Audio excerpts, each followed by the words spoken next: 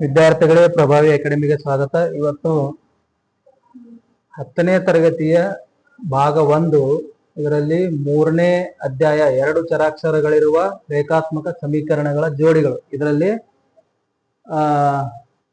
3.2ರಲ್ಲಿ 3ನೇ ಲೆಕ್ಕವನ್ನ ನೋಡ್ತಾ ಇದ್ದೀವಿ. ಇದರಲ್ಲಿ ಮೊದಲ 3 ಆದವು. ಈಗ 4ನೇ ಲೆಕ್ಕವನ್ನು ನೋಡೋಣ.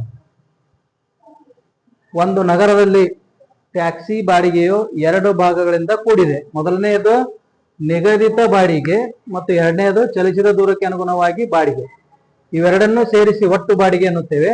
ಒಟ್ಟು ಬಾಡಿಗೆಯು 10 ಕಿಲೋಮೀಟರ್ ಪ್ರಯಾಣಕ್ಕೆ 105 ರೂಪಾಯಿ ಮತ್ತು 15 ಕಿಲೋಮೀಟರ್ ಪ್ರಯಾಣಕ್ಕೆ 155 ರೂಪಾಯಿ ಹಾಗಾದರೆ ನಿಗದಿತ ಬಾಡಿಗೆ ಮತ್ತು ಪ್ರತಿ ಕಿಲೋಮೀಟರ್ನ ಪ್ರಯಾಣಕ್ಕೆ ಬಾಡಿಗೆ ದರಗಳನ್ನು ಕಂಡುಹಿಡಿಯಿರಿ.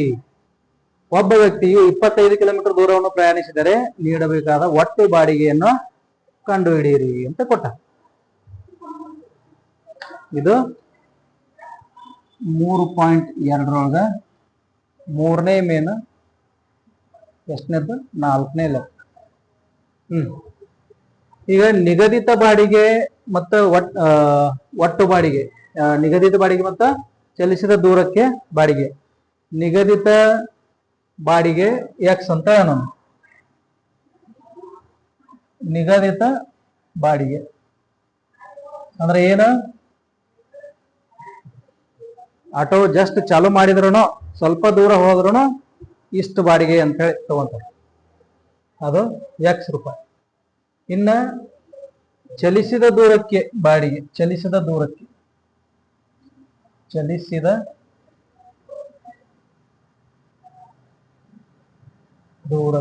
ಎಷ್ಟು? ವಾಯ್. ಈಗ ಎಕ್ಸ್ ಪ್ಲಸ್ ಚಲಿಸಿದ ದೂರ ಎಷ್ಟೈತಿ?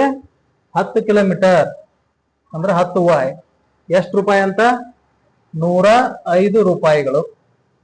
ಇನ್ನೊಂದು ಎಕ್ಸ್ ಪ್ಲಸ್ 15 ಕಿಲೋಮೀಟರ್ ದೂರ ಹೋದ್ರೆ 15 ಕಿಲೋಮೀಟರ್ ದೂರಕ್ಕೆ ಎಷ್ಟು ರೂಪಾಯಿ? 155 ರೂಪಾಯಿ ಅಂತ ಹೇಳ್ತಾರೆ. ಅರ್ಥ ಆಯ್ತಾ? ಎಕ್ಸ್ ಅಂದ್ರೆ ಏನಂತ ತಗೊಂಡ್ರಿ ಇಲ್ಲ? ನಿಗದಿತ ಬಾಡಿಗೆ. ಮತ್ತ ವಾಯ್ ಅಂತಂದ್ರೆ ಏನ್ ತಗೊಂಡ್ರಿ?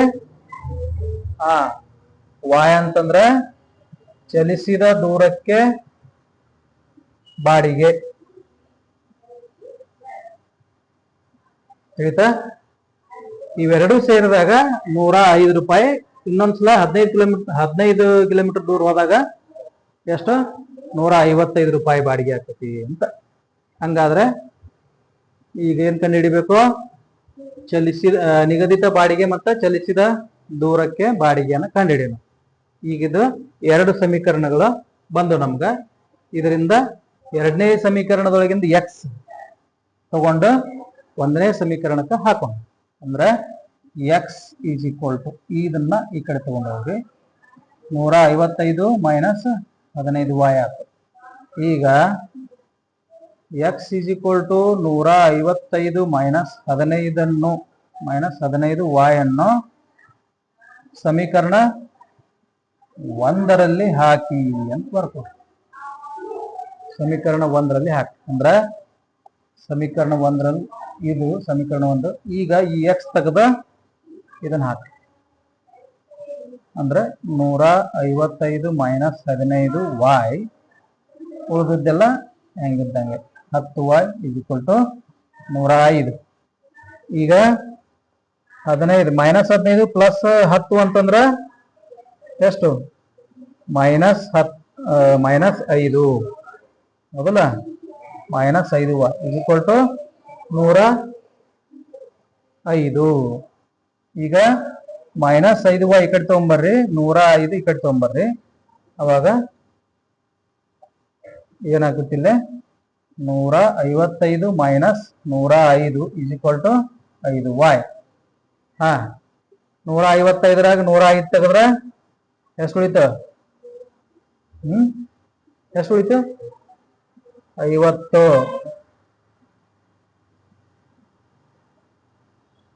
y ಇಸ್ ಈಕ್ವಲ್ ಟು 50/5 ಎಷ್ಟು? 5 5 50 y ಇಸ್ ಈಕ್ವಲ್ ಟು 10. ಈಗ y ನ ಬೆಲೆಯನ್ನು ಸಮೀಕರಣ ಎದ್ರೊಳಗೆ ಹಾಕ್ತೀರಿ? ಸಮೀಕರಣ ಇಲ್ಲಿ 3 ಅಂತ ಹಾಕೊಂಡ್ಬಿಡ್ರಿ. ಇದನ್ನ ಈಸಿ ಆಗ್ತದೆ. ಇದನ್ನ 3 ಅಂತ ಹಾಕೋದು. ಸಮೀಕರಣ 3ರಲ್ಲಿ ಹಾಕಿ. ಸಮೀಕರಣ 3ರಲ್ಲಿ ಹಾಕಿ. ಸಮೀಕರಣ 3 ಅಂದ್ರ ಇದು. ಈಗ X is equal to 155 minus 15 y ಅಂತಂದ್ರೆ 10 ಅಂದ್ರೆ X is equal to 155 minus 15 ಹತ್ಲೆ 150. 155ರಾಗ 150 ಹೋದ್ರ ಎಷ್ಟು? ಈಗ ನಿಗದಿತ ಬೆಲೆ ಬಂತಿಲ್ಲ ಏನು? ಚಲಿಸಿದ ದೂರ ಮತ್ತು ನಿಗದಿತ ಬೆಲೆ. ನಿಗದಿತ ಬಾಡಿಗೆ ಎಷ್ಟಾಯ್ತು? ಇದೇನು ನಿಗದಿತ ಬಾಡಿಗೆ.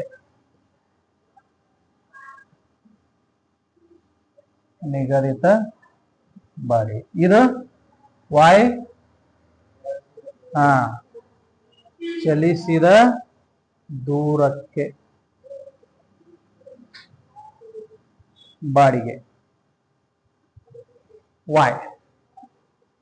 ಈಗ ಇನ್ನೊಂದು ಕೇಳ್ಯಾರ ಅವರು. ಒಬ್ಬ ವ್ಯಕ್ತಿ 25 ಕಿಲೋಮೀಟರ್ ದೂರವನ್ನು ಪ್ರಯಾಣಿಸಿದರೆ ಅಂದ್ರೆ ಏನ್ ಮಾಡ್ಬೇಕಿಲ್ಲ ನಾವು? ಎಕ್ಸ್ ಪ್ಲಸ್ 25 ಹೌದಲ್ಲ? ಹಂಗಾದ್ರೆ ಒಟ್ಟು ಬಾಡಿಗೆ ಎಷ್ಟು? ಈಗ ನೋಡ್ರಿ, ಎಕ್ಸ್ ಇಸ್ ಈಕ್ವಲ್ ಟು ಎಷ್ಟು?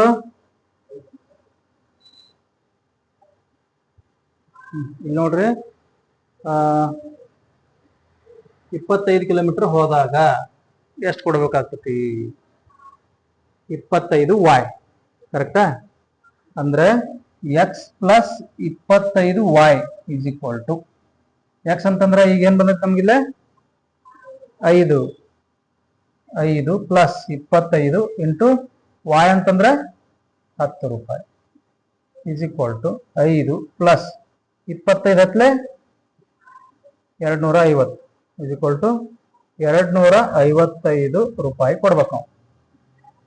ಒಬ್ಬ ವ್ಯಕ್ತಿ 25 ಕಿಲೋಮೀಟರ್ ದೂರವನ್ನು ಪ್ರಯಾಣಿಸಿದರೆ ಹೌದಲ್ಲ?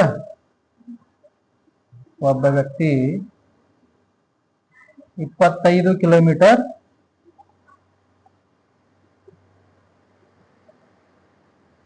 ದೂರವನ್ನು ಪ್ರಯಾಣಿಸಿದರೆ ಎಷ್ಟು ಕೊಡ್ಬೇಕು? ಅವನು 255 ರೂಪಾಯಿ ಕೊಡ್ಬೇಕು. ಅರ್ಥ ಆಯ್ತಾ? ಮುಂದೆ ಐದನೇದು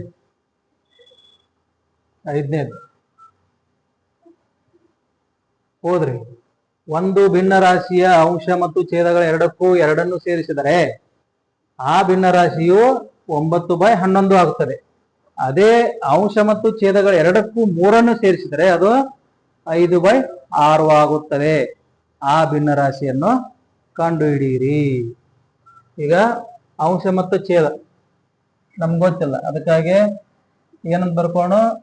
ಅಂಶ ಇಸ್ ಈಕ್ವಲ್ ಟು ಎಕ್ಸ್ ಮತ್ತು ಛೇದ ಇಸ್ ಈಕ್ವಲ್ ಟು y. ಅಂಶ ಮತ್ತು ಛೇದಕ್ಕೆ 2 ಸೇರಿಸ್ರಿ. 2 ಸೇರಿಸಿದ್ರೆ ಎಷ್ಟಾಗತ್ತೆ ಅಂತ? 9/11 ಆಗುತ್ತದೆ. ಇನ್ನೊಂದು ಏನ್ ಹೇಳ್ತಾರ ಅವರು? ಇದು ಒಂದು ಕೇಸ್. ಇನ್ನೊಂದು ಅದೇ ಅಂಶ ಅಂದ್ರೆ ಎಕ್ಸ್ ಮತ್ತೆ ಅದೇ ಛೇದಕ್ಕೆ 3 ಸೇರಿಸಿದಾಗ +3 ಮಾಡಿದಾಗ ಎಷ್ಟಾಗ್ತದೆ ಅಂತ? 5/6 ಆಗ್ತದೆ. ಹಂಗಾದ್ರೆ ಅಂಶ ಮತ್ತ ಆ ಭಿನ್ನ ರಾಶಿಯನ್ನು ಕಂಡುಹಿಡಿಯಿರಿ. ಭಿನ್ನ ರಾಶಿ ಅಂದ್ರೆ ಅಂಶ ಮತ್ತು ಛೇದಗಳನ್ನು ಕಂಡುಹಿಡಿಯಿರಿ ಅಂದಂಗ. ಈಗ ನೋಡ್ರಿ,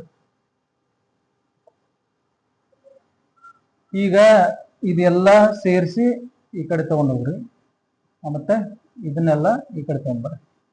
ಇವಾಗ ಏನಾಗ್ತೈತಿ, 9 ಗುಂಡ್ಲೆ y plus 2 is equal to ಇದನ್ನ ಈ ಕಡೆ ತಗೊಂಡ್ರಿ, 11 ಈ ಕಡೆ ತಗೊಂಡ್ರಿ ಈಸ್ ಈಕ್ವಲ್ ಟು 11 ಗುಂಡ್ಲೆ x ಪ್ಲಸ್ 2. ಈಗ ನೋಡ್ರಿ 9 into y 9y plus 9 2 18 is equal to 10 into X, ಅದು 11 ಇಂಟು ಎಕ್ಸ್ 11x ಪ್ಲಸ್ 11 2 22. ಈಗ 11x ಈ 9y ಈ ಕಡೆ ತಗೊಂಬರ್ರಿ, ಮೈನಸ್ 9y ಆಯ್ತು ಈಸ್ ಈಕ್ವಲ್ ಟು 11x ಈ ಕಡೆ ಬಂತಿದ್ದು, ಇದನ್ನ 22 ಈ ಕಡೆ ತಗೊಂಡು ಹೋಗ್ರಿ, ಅವಾಗ 18 ಮೈನಸ್ 22 ಆಗ್ತತೆ ಅಲ್ಲ, ಹಿಂಗ್ ಮಾಡ್ರಿ. ಈಗ 11x ಇದ್ದಲ್ಲೇ 9y ತಗೊಂಬಂದ್ರಿ, ಅದಕ್ಕಾಗಿ ಇಷ್ಟ ಆಯ್ತು, ಕರೆಕ್ಟ್. 9y ಮೈನಸ್ ಆಯ್ತು, ಆಮೇಲೆ 18 ಇದ್ದ ಕಡೆನೆ 22 ತಗೊಂಡು, ಕರೆಕ್ಟ್. ಈಗ 11x minus 9y is equal to 18 minus 22 ಅಂದ್ರೆ ಎಷ್ಟು, ಮೈನಸ್ 4. ಇದು ಸಮೀಕರಣ 1 ಆಯ್ತು. ಈಗ ಈ ಸೈಡ್ ನೋಡ್ರಿ, ಈಗ ಇದನ್ನ ಎಲ್ಲ ತಗೊಂಡ ಈ ಕಡೆ ತಗೊಳ್ರಿ, ಇದನ್ನ 6 ತಗೊಂಡ್ ಈ ಕಡೆ ಬರ್ರಿ.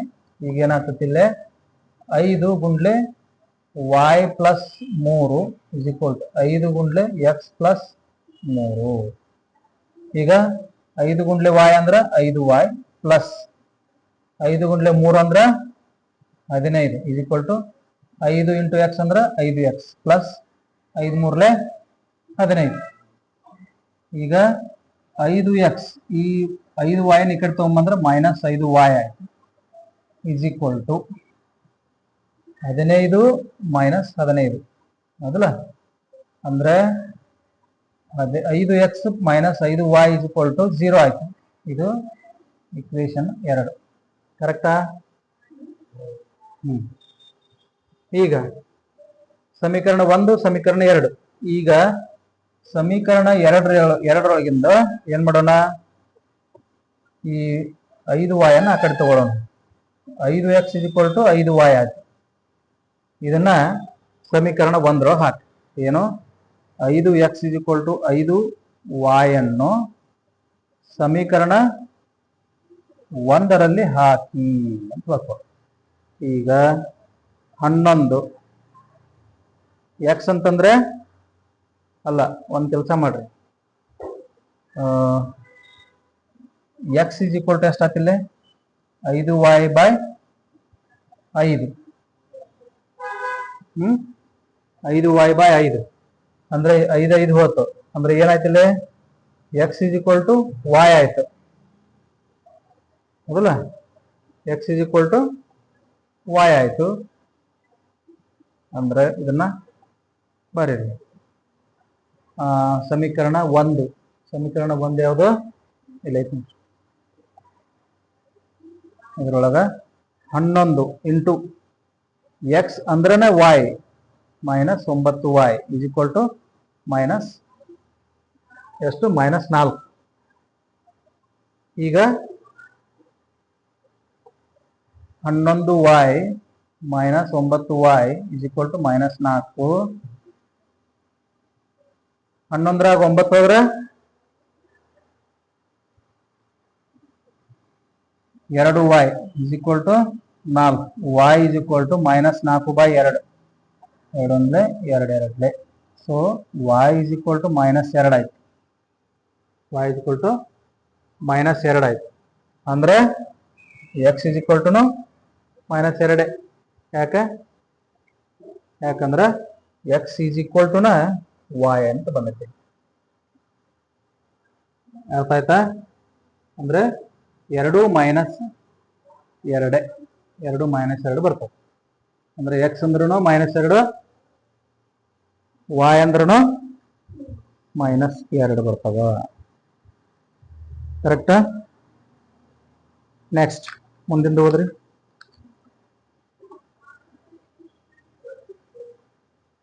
ಆ ಭಿನ್ನರಾಶಿ ಏನಂತ ಆಯ್ತು ಈಗ -2 ಬೈ -2 ಆಯ್ತಾ.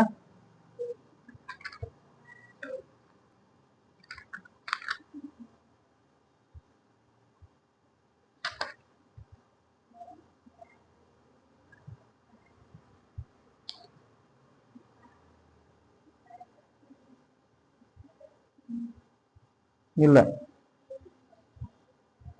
x = 7, y = 9 ಆಗ್ತೈತಂತ ಕೊಟ್ಟಾರ ಆನ್ಸರ್ಸ್ ಒಳಗೆ. ಇಲ್ಲಿ ಏನಾಗೈತಿ ನೋಡ್ರಿ ಎಲ್ಲಾರ,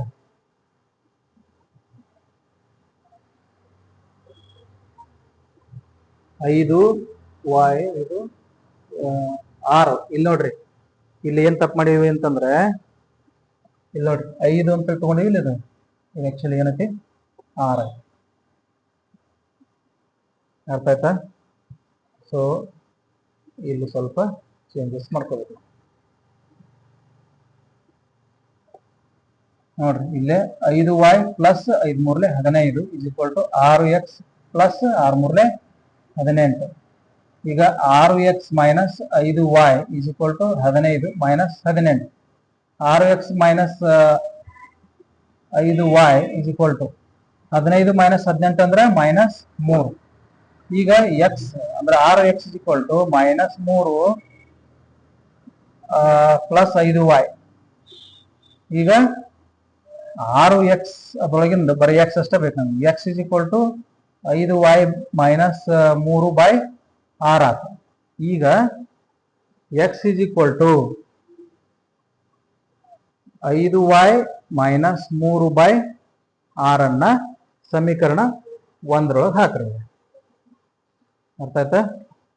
ಸಮೀಕರಣ 1 ಹಾಕಿ ಏನ್ ಬರುತ್ತಿಲ್ಲ, 11 × 5y minus 3 / 6 minus 9y = 4 minus 4. ಈಗ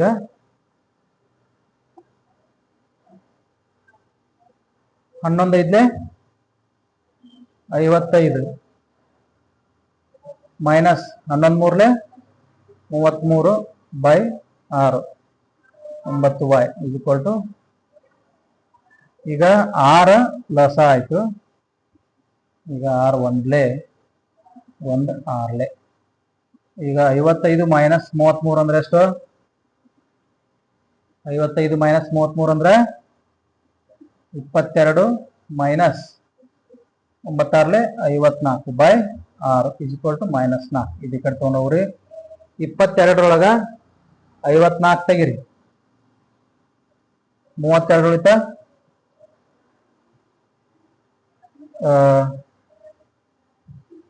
54y.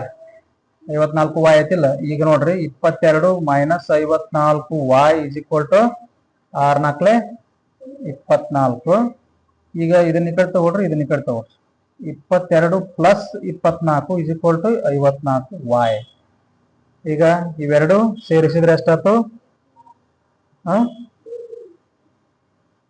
46 = 54y. ಈಗ y = 46/54. ಎಷ್ಟಾಗ್ತೈತಿ?